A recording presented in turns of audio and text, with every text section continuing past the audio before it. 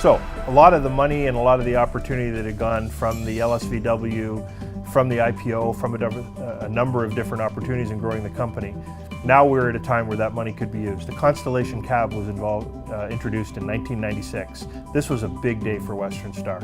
They had a full-size cab for the growing owner-operator market in North America that people wanted room.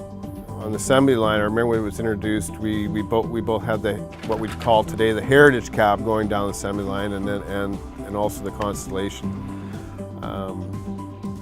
Very tricky because you had to know, be able to read your paperwork on which part goes where, because there were, especially with the cab, it was totally different. The Western Star got a very unique look with the Constellation Cab. I believe the tumble home design came from the aerospace industry. We started to use some sandwich panel design, and I think that tumble home design was more structurally sound than a straight for the type of material we're using to build the sleepers. Yeah, it's all welded steel cab. How much better can you get? And even though it was still steel, it was a lighter gauge material which did offer weight reduction. First time I went into the cab, I would say I was impressed with it. The Heritage Cab, its predecessor, was well liked. It was a very durable and rugged cab. I used to laugh at the Heritage Cab because you could get a sunburn on both arms in that cab. I've heard the description that it's more like a Corvette. They like being able to reach across, roll the window up or down, and maybe if the door hadn't been closed properly, they could just open it and slam it shut.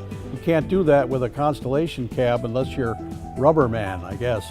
There was a movement throughout the industry to go towards an integrated cabin sleeper.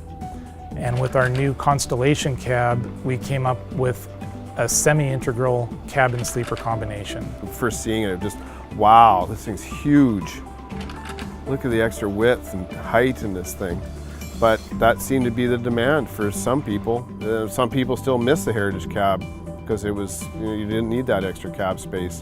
Also the depth from the dash back to the back of the cab, which gives the driver more leg room, more room to maneuver in the cab. Also, they did away with the vent windows in the doors and put just one solid glass. Most people who drive trucks and have to live in trucks want living space, and that's what the Constellation offered.